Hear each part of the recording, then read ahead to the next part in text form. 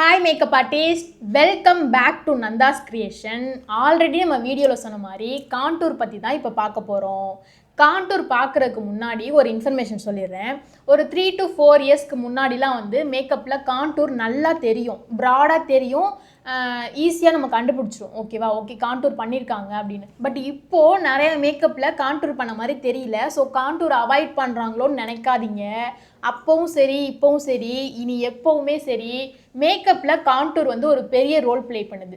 இப்போ ரொம்ப ஸ்மூத்தாக லைட்டாக அந்த காண்டூர் அப்ளை பண்ணியிருக்கவே தெரியாமல் டெக்னிக்கை மாற்றிருக்காங்களே தவிர காண்டூரை அவாய்ட் பண்ணல. ஸோ இப்போ நம்ம எப்படி அந்த மாதிரி காண்டூர் பண்ணுறோம் அப்படிங்கிறத தெரிஞ்சுக்க போகிறோம்.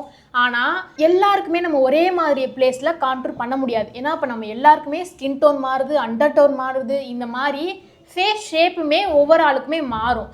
அந்த மாதிரி ஃபேஸ் ஷேப்புக்கு ஏற்ற மாதிரி ஒவ்வொரு ஃபேஸ் ஷேப்புக்குமே நம்ம காண்டூர் பிளேஸ் பண்ணுற அந்த பிளேஸ்மெண்ட் மாறும், இடம் மாறும். அதனால எந்த அளவுக்கு நம்ம பர்ஃபெக்டாக காண்டூர் பண்ண தெரியணுமோ அந்தளவுக்கு ஃபேஸ் ஷேப்பை கண்டுபிடிக்கவும் தெரிஞ்சுக்கணும். இம்பார்ட்டன்ட் ஃபஸ்ட்டு ஸ்டெப்பே நம்ம ஃபேஸ் ஷேப் கண்டுபிடிக்கிறதா.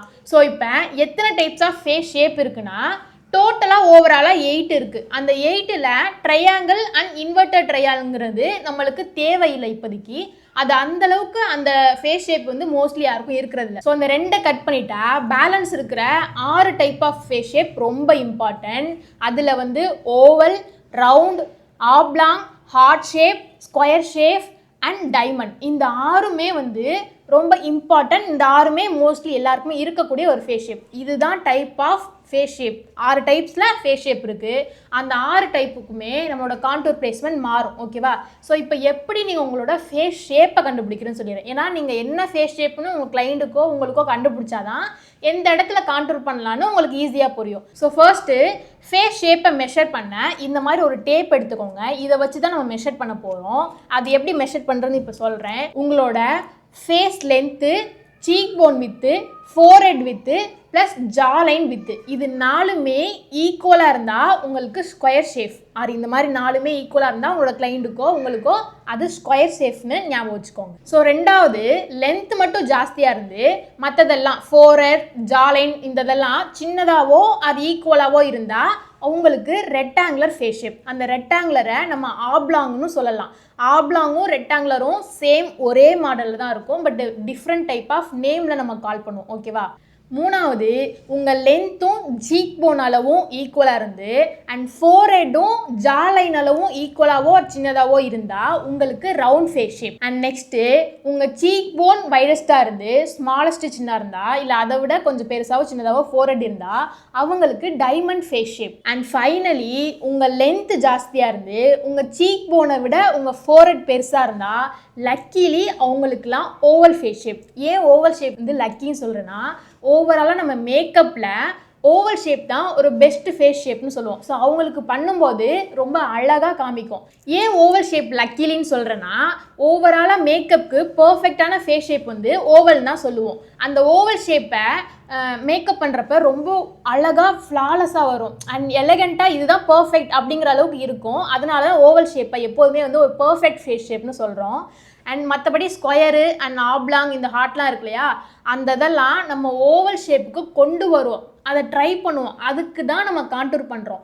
காண்டூர் பண்ணுறப்ப நம்ம ஃபேஸ் ஷேப்பில் இப்போ எதுக்கு காண்டூர் பண்ணுறோன்னா, நீங்கள் ஃபவுண்டேஷன் போட்டு கஞ்சியில் போட்டு ஃப்ளாட்டாக உங்களோட ஃபேஸை ஒயிட்டாக இருக்கிற மாதிரியே விட்டிங்க அப்படின்னா ரொம்ப ஃப்ளாட்டாக தெரியும். பட் ஆனால் அந்த ஓவல் ஷேப் நம்ம கொண்டு வரணும் இல்லையா, ஸ்கொயர் ஷேப்பை அப்படியே விட்டிங்கன்னா ஃபோட்டோலாம் ஸ்கொயராக தானே இருக்கும். அதை கட் பண்ணி அந்த இடத்துல ஷேடோஸ் கொண்டு வர்றதுக்கு தான். இப்போ ஃபேஸ் ஃபுல்லாக ஃபவுண்டேஷன் போட்டு வெள்ளையாக இருக்குது, அவங்க ஸ்கின் டோனில் இருக்குது. ஆனால் காண்டூருங்கிறது என்ன பண்ணுவோம், நம்ம ஸ்கின் டோனோட ஒரு ஷேட் டார்க்கராக. இதை நான் சொல்லிடுறேன். நீங்கள் எப்போதுமே காண்டூர் செலக்ட் பண்ணும்போது நீங்கள் என்ன ஸ்கின் டோனுக்கு ஃபவுண்டேஷன் யூஸ் பண்ணுறீங்களோ அந்த ஸ்கின் டோன் ஃபவுண்டேஷனை விட ஒரு ஷேட் டார்க்கர் ஷேடாக இருக்கணும் காண்டூர். இதுதான் ஷேட் செலக்ட் பண்ணுறது. ஓகேவா. ஸோ அப்படி பண்ணும்போது நம்ம மற்ற இடத்த விட இந்த இடத்துல கொஞ்சம் டார்க்கராக அண்ட் டேனடாக தெரியுமா, அந்த மாதிரி ஸ்கல்ப் பண்ணுறனால நம்மளுக்கு நினச்ச அந்த ஃபேஸ் ஷேப்பை அச்சீவ் பண்ண முடியும். அண்ட் இன்னொன்று என்னென்னா, மோஸ்ட்லி எல்லா அகாடமிலையுமே ஓவல் ஃபேஸ் ஷேப் இருக்கிற மாதிரியான ஒரு பர்ஃபெக்டான ஷேப் மாடலை தான் அண்ட் பியூராக அவங்க அழகாக இருப்பாங்க, எந்த ப்ராப்ளமேட்டிங்கும் இருக்காது, அந்த மாதிரி மாடலை கூப்பிட்டு தான் உங்களுக்கு மேக்கப் பண்ணி காமிக்கிறாங்க.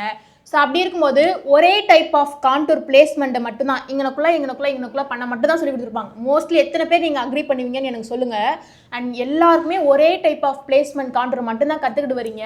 அதனால தான் நீங்கள் கிளைண்ட்டை போய் ஹேண்டில் பண்ணும்போது ரொம்ப தடுமாறுறீங்க. மேக்கப் வந்து பர்ஃபெக்டாக வராமல் ஷேப் மாறுது.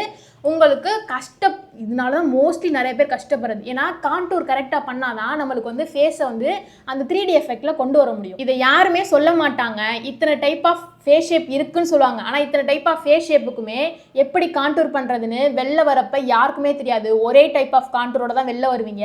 ஆனால் தனித்தனி ஃபேஸ் ஷேப்புக்கும் தனித்தனி கான்டூர் பண்ணி பாருங்கள். உங்களோட மேக்கப் ஸ்கில் உங்களுக்கே ரசிக்கிற மாதிரி நீங்கள் சேஞ்சு பார்ப்பீங்க. ஸோ இதை வந்து எந்த அகாடமிலையும் சொல்லித்தர மாட்டாங்க. இதை நான் ஓப்பனாக டிக்ளேர் பண்ணிக்கிறேங்க. எத்தனை டைப்ஸ் ஆஃப் ஃபேஸ் ஷேப் இருக்குன்னு சொல்லிட்டேன். ஃபேஸ் ஷேப்பை எப்படி ஈஸியாக மெஷர் பண்ணணும்னு சொல்லி கொடுத்துட்டேன்.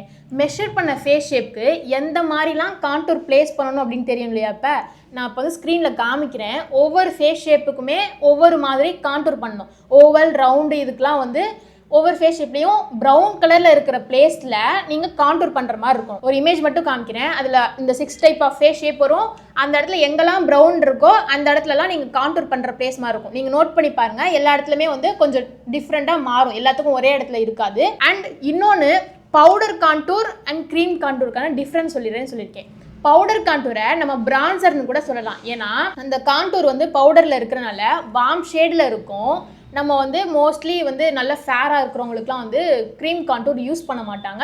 ரொம்ப எனக்கு ஹெவியாக வேணான்னு சொல்லுவாங்க. அந்த மாதிரி உள்ளவங்களுக்கு பவுடர் கான்டூர், அதாவது பிரான்சர் தான் யூஸ் பண்ணுவோம். பிரான்சர் யூஸ் பண்ணுறதுக்கான ரீசன் என்னென்னா, அந்த ஃபுல் ஃபேஸில் லைட் ஒரு சன் கிஸ்டு லுக்கு, அந்த சன் கிஸ்டு லுக்கு ஆர் டேனடு லுக் கொடுக்கறதுக்கான ஒரு வியூ தான் அந்த பிரான்சர். ஓகேவா?